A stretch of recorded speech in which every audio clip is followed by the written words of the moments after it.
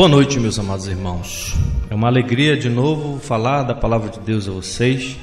Nós vamos ler nesta noite um salmo que eu considero um salmo extremamente importante para o nosso momento histórico no qual nós estamos vivendo. É um salmo que fala da esperança inabalável. Então eu denominei este salmo de o Cântico da Esperança.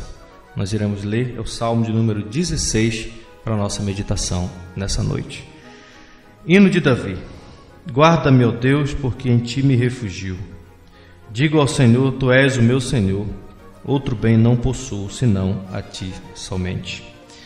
Quanto aos santos que há na terra, são eles os notáveis, nos quais tenho todo o meu prazer. Muitas serão as penas dos que trocam o Senhor por outros deuses. Não oferecerei as suas libações de sangue, e os meus lábios não pronunciarão o seu nome. O Senhor é a porção da minha herança e o meu cálice. Tu és o arrimo da minha sorte. Caem-me as divisas em lugares amenos. É muito linda a minha herança. Bendigo o Senhor que me aconselha, pois até durante a noite o meu coração me ensina. O Senhor tenho-o sempre em minha presença. Estando Ele à minha direita, não serei abalado. Alegra-se, pois, o meu coração e o meu espírito exulta. Até o meu corpo repousará seguro, pois não deixarás a minha alma na morte, nem permitirás que o teu santo veja corrupção. Tu me farás ver os caminhos da vida, na tua presença a plenitude de alegria, na tua destra delícias perpetuamente. Amém. O Salmo 16 é um dos salmos mais famosos da Bíblia porque ele é citado no Novo Testamento como defesa para a ressurreição do nosso Senhor Jesus Cristo. Quando nós lemos o sermão de Pedro no dia de Pentecostes, por exemplo, ele ensina que Jesus havia ressuscitado dentre os mortos, e aí ele cita esse Salmo 16 lá em Atos, no capítulo 2, verso 25 a 28. O argumento do apóstolo Pedro é que Davi, no Salmo 16, não poderia estar falando de si mesmo, porque naquele exato momento que Pedro estava pregando, Davi estava morto e o seu corpo viu corrupção, ou seja, seus músculos, sua pele, seus tecidos apodreceram e se transformaram em pó ao longo dos séculos. É isso que Pedro diz no versículo 29. Irmãos, seja-me permitido dizer-vos claramente a respeito do patriarca Davi, que ele morreu e foi sepultado, e o seu túmulo permanece entre nós, até o dia de hoje. A conclusão do apóstolo Pedro é que, ao falar que sua carne não seria deixada na morte, nem o seu corpo experimentaria a corrupção, Davi não estava falando de si mesmo, mas ele estava profetizando sobre Cristo, que não ficou na tumba e não entrou no estado de decomposição. É isso que temos nos versos 30 e 32 de Atos 2. Sendo, pois, profeta e sabendo que Deus lhe havia jurado que um dos seus descendentes se assentaria no seu trono, prevendo isso, diz Pedro, referiu-se à ressurreição de Cristo, que nem foi deixado na morte, nem o seu corpo experimentou corrupção.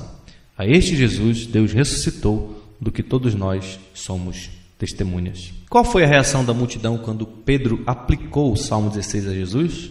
O texto diz que as multidões em Jerusalém se converteram e 3.000 pessoas foram batizadas. Também quando nós estudamos os sermões de Paulo, especialmente em Atos capítulo 13, verso 32 a 37, nós vemos que Paulo está pregando aos judeus de Antioquia. E ele está falando basicamente a mesma coisa que Pedro. Por isso também diz em outro salmo, citando o Salmo 16, não permitirás que o teu santo veja corrupção. Porque, na verdade, tendo Davi servido a sua própria geração, conforme os desígnios de Deus, adormeceu, foi para junto dos seus pais e viu corrupção, diz Paulo. Ou seja, ele morreu e entrou num estado de decomposição. Porém, aquele a quem Deus ressuscitou não viu corrupção, é Cristo. Então, o que Paulo está fazendo aqui é seguindo a mesma lógica do apóstolo Pedro. E eles estão dizendo que Davi não poderia estar falando de si mesmo no Salmo 16, porque Davi morreu e o seu corpo apodreceu na sepultura. Ele viu decomposição, ele viu corrupção. Mas Davi, como profeta de Deus, estava falando acerca do seu descendente, Cristo, que ressuscitou da morte antes que o seu corpo entrasse no estado de decomposição. E depois de ressuscitado, ele foi elevado às alturas e assentou-se à destra de Deus, onde há delícias perpetuamente, conforme o Salmo vai dizer também. Então, já que Davi não estava falando acerca de si mesmo, mas pelo Espírito Santo falando acerca de Cristo, vamos olhar para este Salmo a partir desta perspectiva. Nós iremos considerar nessa noite pelo menos 3 coisas importantes acerca de Cristo neste Salmo. Em primeiro lugar, nós veremos o seu compromisso com o Pai, verso 1 ao verso 3. Em segundo lugar, nós veremos o seu contentamento no Pai, verso 4 ao verso 8. E em terceiro e último lugar, nós veremos a sua confiança inabalável na promessa do Pai. Vamos por partes. Em primeiro lugar, então, o seu compromisso com o Pai Celestial. Verso 1 ao verso 3 diz: guarda, meu Deus, porque em ti me refugio. Digo ao Senhor, tu és o meu Senhor, outro bem não possuo, senão a ti somente. Quanto aos santos que há na terra, são eles os notáveis nos quais eu tenho todo o meu prazer. Nessa primeira parte do Salmo, nós vemos Cristo se comprometendo totalmente com o seu Pai Celestial. Primeiro, ele confia que Deus é o seu protetor. Ele diz: guarda, meu Deus, porque em ti me refugio. Davi, que escreveu o Salmo, foi pastor de ovelhas e, como pastor, ele cuidou do seu rebanho, ele guardou o seu rebanho do perigo. E aqui ele está pedindo que Deus o vigie com o mesmo cuidado e a preocupação que um pastor tem pelas suas ovelhas. Por isso ele diz: guarda-me, ó Deus, porque em ti me refugio.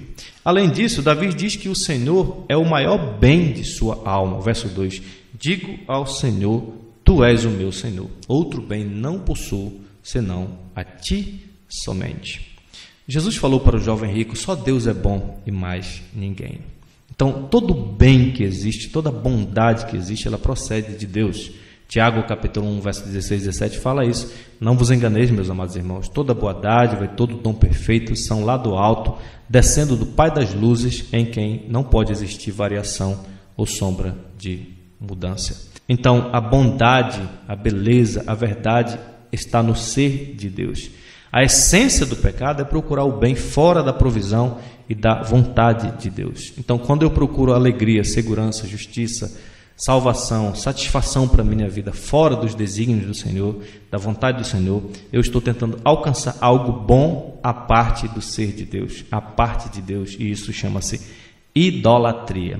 O reformador João Calvino disse o seguinte: até que os homens reconheçam que devem tudo a Deus, que são nutridos pelo seu cuidado paternal, que Ele é o autor de todo o bem deles, que não devem buscar nada além dele, nunca lhe renderão um serviço voluntário. E aqui Davi sabe que não há outro bem além de Deus. Este foi o seu compromisso com Deus, mas acima de tudo, este foi o compromisso de Jesus Cristo com o seu Pai Celestial. Ele foi para a cruz porque ele sabia que o seu Pai Celestial é bom e no final tudo ficaria muito bem. Esse também precisa ser o nosso compromisso com Deus. Agora, de que forma esse compromisso de Davi com Deus se demonstra na prática? Veja o versículo 3. Quanto aos santos que há na terra, são eles os notáveis nos quais tenho todo o meu prazer. Quer dizer, o seu compromisso com Deus se manifesta no amor pelo povo de Deus. Isso vai seguir o mesmo espírito do Salmo 15, no versículo 4, como a gente já viu, onde nós lemos que o homem piedoso honra aqueles que temem ao Senhor. Ou seja, se nós amamos a Deus, nós amaremos o povo de Deus. Se nós temos comunhão com Deus, nós teremos comunhão com o corpo de Cristo. Esse é o compromisso de Cristo. Ele ama a Deus acima de todas as coisas e ele ama o povo de Deus a ponto de dizer que o seu prazer está na comunhão com esse povo. Então, esse é o primeiro ponto que a gente vê aqui. O compromisso absoluto de Cristo com o Pai Celestial e com o povo de Deus. Vamos ver o segundo ponto, que é o contentamento de Cristo com o Pai Celestial. Verso 4 ao verso 6 diz: muitas serão as penas dos que trocam o Senhor por outros deuses. Não oferecerei as suas libações de sangue, e os meus lábios não pronunciarão o seu nome. O Senhor é a porção da minha herança e o meu cálice. Tu és o arrimo da minha sorte. Caem-me as divisas em lugares amenos. É muito linda a minha herança. Aqui nessa segunda parte nós vemos duas coisas importantes. Primeiro, o contentamento de Cristo em Deus começa com uma recusa. A recusa de quebrar o primeiro mandamento, não terás outros deuses diante de mim. A recusa de quebrar o segundo mandamento, oferecendo sacrifício a deuses falsos. E a recusa de quebrar o terceiro mandamento, invocando o nome de deuses falsos. Então, Cristo, diferente de nós, ele não desagradou o Pai em nada. Ele satisfez toda a justiça de Deus e foi fiel a Deus em toda a sua vida. Jamais teve outros deuses diante de si. Ele mesmo disse: só o Senhor teu Deus adorarás e a ele darás culto. Mas, em segundo lugar, ao mesmo tempo que ele diz não aos falsos deuses, ele também afirma quem é o deleite da sua vida, quem é o objeto do seu contentamento. Verso 5 e 6 ele vai dizer isso: o Senhor é a porção da minha herança e o meu cálice. Tu és o arrimo da minha sorte. Caem minhas divisas em lugares amenos. É muito linda a minha herança. Observe as palavras que Davi usa aqui para se referir a Deus: porção, arrimo, sorte e herança. Essas palavras não estão aqui à toa. Na verdade, elas nos remetem para a época de Josué, quando, depois da conquista de Canaã, Josué dividiu a terra da promessa entre as 12 tribos. E diz a palavra de Deus que cada tribo recebeu a sua porção, e essa porção de terra era a sua herança, que deveria ser transmitida através das gerações. Foi por isso, por exemplo, que lá na frente, na época dos reis, Nabote não quis vender a herança dos seus pais. Mas houve uma tribo em Israel que não recebeu uma porção de terra por herança. Quem foram eles? Os levitas. Em Números capítulo 18, verso 20, nós temos a razão disso. Disse também o Senhor a Arão: na sua terra herança nenhuma terás, e no meio deles nenhuma porção terás, porque eu sou a tua porção, eu sou a tua herança no meio dos filhos de Israel. Então, os sacerdotes e levitas não tinham terra por herança, por isso eles tinham que confiar totalmente em Deus para a sua segurança. É isso que Cristo, por boca de Davi, está dizendo aqui: o Senhor é a porção da minha herança. A verdadeira segurança e proteção não vem dos homens, não vem de prosperidade financeira, não vem dos bens materiais, mas vem de conhecer a Deus e viver em sua presença. É verdade que Deus nos dá muitas bênçãos nesta vida, mas a maior bênção do povo de Deus é Ele mesmo. A maior dádiva que Deus pode nos dar é o conhecimento dele mesmo por meio da sua palavra. Davi diz no Salmo 27, verso 4: uma coisa eu peço ao Senhor e a buscarei, que eu possa morar na casa do Senhor todos os dias da minha vida, para contemplar a beleza do Senhor e meditar no seu templo. Também Asaf, no Salmo 73, versículo 25 a 26, diz: quem mais tenho eu no céu? Não há outro em quem eu me compraza na terra. Ainda que minha carne e o meu coração desfaleçam, Deus é a fortaleza do meu coração e a minha herança para sempre. Então deixa eu te fazer uma pergunta importante. Se Deus te desse saúde, mas ele não fosse teu, você ficaria satisfeito?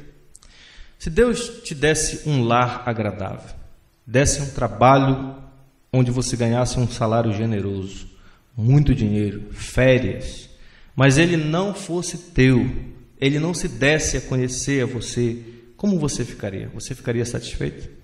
Se você fosse para o céu e as ruas fossem de ouro, o ar fosse limpo, não houvesse pecado, não houvesse guerras, conflitos, mas Jesus não estivesse lá, você ficaria satisfeito? Queridos, o que eu quero mostrar para vocês é que a grande bênção que Deus tem para nós é Ele mesmo. É claro que com isso eu não estou dizendo que nós vamos menosprezar as outras bênçãos que Deus nos dá nesta vida. Nós temos que desfrutar dessas coisas e glorificar a Deus como sendo o nosso doador. E Davi faz isso aqui nessa passagem. Veja como ele diz isso nos versos 7 e 8. Bendigo o Senhor que me aconselha, pois até durante a noite o meu coração me ensina. O Senhor tem-o sempre à minha presença, estando Ele à minha direita, não serei abalado. Então veja que interessante aqui. O Pai o aconselha durante o dia e durante a noite. Tem melhor coisa do que ouvir a voz do Senhor em nossos corações? Pois era isso que acontecia com Cristo. E mais, Deus estava ao lado de Cristo para fortalecê-lo e apoiá-lo em todo o tempo, diz o Salmo. O Senhor tem-o sempre à minha presença. Estando Ele à minha direita, eu não serei abalado. Ou seja, eu vou passar por muitas provações, eu vou passar por muitas dores, mas eu não serei destruído, eu não tropeçarei, eu não vou ser derrotado, porque a minha missão de salvar o meu povo não pode falhar, porque o Senhor está comigo. E claro, essa promessa se estende a nós também. Afinal, o próprio Jesus falou: eis que eu estou convosco todos os dias até a consumação dos séculos. E nessa caminhada nós temos Deus como nosso conselheiro, como nosso escudo, e isso vai nos levar ao último ponto da nossa reflexão nessa noite, que é a confiança inabalável de Cristo na promessa de Deus Pai. Verso 9 ao verso 11. Alegre-se, pois, o meu coração e o meu espírito exulta, até o meu corpo repousa seguro, pois não deixarás a minha alma na morte, nem permitirás que o teu santo veja corrupção. Tu me farás ver o caminho da vida, na tua presença a plenitude de alegria, na tua destra delícias perpetuamente. Vamos pensar um pouco aqui na situação de Cristo nosso Senhor. Uma coisa que me chama a atenção nele é que os evangelhos dizem que após participar da ceia ele cantou um cântico e depois ele foi se entregar para morrer. Nós não sabemos que cântico foi esse que Jesus cantou, mas quem sabe ele tenha cantado o Salmo 16. Por que eu estou dizendo isso? Veja as palavras que o Espírito Santo fala aqui por meio de Davi, se referindo a Jesus antes de ir para a cruz. Alegra-se o meu coração e o meu espírito exulta, até o meu corpo repousará seguro. Quer dizer, Jesus sabia que ele seria traído, que ele seria abandonado, que ele seria preso, que ele seria amarrado, que ele seria escarnecido, que ele seria entregue aos soldados, que ele seria humilhado, que ele seria despido, que ele seria pregado numa cruz, que ele seria zombado, perfurado, morto e sepultado. Mas diante de todos esses terrores, sabe o que é que está no seu coração? Sabe o que é que está na sua mente? Salmo 16. Alegra-se, pois, o meu coração e o meu espírito exulta. E por quê? Porque o Salmo também diz algo maravilhoso, que o corpo de Jesus repousaria em esperança. Ele não seria deixado na morte e ele jamais experimentaria a corrupção ou a decomposição. É isso que estava na mente de Cristo quando ele marchou rumo ao Calvário. Nós somos seres humanos e tememos a morte, na verdade. Todos nós estamos assustados com o coronavírus e com medo de morrer. Mas Jesus, mesmo sendo um homem perfeito, completo, ele não temia a morte, porque ele tinha a absoluta certeza de que o seu corpo não apodreceria numa tumba. Ele ressuscitaria no terceiro dia da semana para nos dar uma esperança inabalável. Que salmo precioso é esse? Uma canção que fortaleceu e animou o nosso Senhor Jesus Cristo a viver e a morrer pelos nossos pecados. Agora veja como é que o cântico termina no versículo 11. Tu me farás ver os caminhos da vida, na tua presença a plenitude de alegria, na tua destra delícias perpetuamente. Isso quer dizer, meus amados irmãos, em outras palavras, que após a morte, Jesus iria ressuscitar para uma vida de felicidade incomparável na presença de Deus Pai. E o que é melhor, uma notícia boa para nós, é que essa felicidade e alegria perpétua Ele quer compartilhar com o seu povo pactual. Quando nós lemos em João capítulo 17, verso 24, na famosa oração sacerdotal de Jesus, ele diz: Pai, a minha vontade é que onde eu estou estejam também comigo os que me deste, para que vejam a minha glória que me conferiste, porque me amaste antes da fundação do mundo. Quer dizer, Cristo está ansioso para nos mostrar todas as delícias e alegrias que há na presença do Pai Celestial. Falando tudo isso, eu me lembro agora de Hebreus, no capítulo 12, verso 1 e 2. E diz: Portanto, também nós, visto que temos a rodear-nos tão grande nuvem de testemunha, desembaraçando-nos de todo o peso e do pecado que tenazmente nos assedia, corramos com perseverança a carreira que nos está proposta, olhando firmemente para o autor e consumador da nossa fé, Jesus Cristo, o qual, em troca da alegria que lhe estava proposta, suportou a cruz, não fazendo caso da ignomínia, e está sentado à destra do trono de Deus. Meus amados irmãos, nós estamos nessa corrida, nós estamos nessa caminhada rumo à cidade celestial. E enquanto nós estamos por aqui, estamos num vale de lágrimas, é verdade. E nesse vale nós temos que nos lembrar deste cântico da esperança. Esperança de que a nossa história não acabará na sepultura. Nós também ressuscitaremos para uma vida de eterna felicidade com Cristo. É nessa fé que Paulo está quando ele diz: para mim o viver é Cristo e o morrer é lucro. É assim que nós temos que encarar essa pandemia, com a certeza de que os sofrimentos do tempo presente não podem ser comparados com a glória a ser revelada em nós. Na certeza de que a morte já foi derrotada e de que a morte já foi tragada pela vitória de Cristo. Que Deus te abençoe, que Deus restaure as suas forças, restaure a tua esperança, a esperança de que em Cristo nós somos mais que vencedores, e nem a morte, nem os anjos, nem principado, nem potestade, nem coisa do presente, nem do porvir, nem poderes, nem altura, nem profundidade, nem qualquer outra criatura poderá nos separar do amor de Deus que está em Cristo Jesus.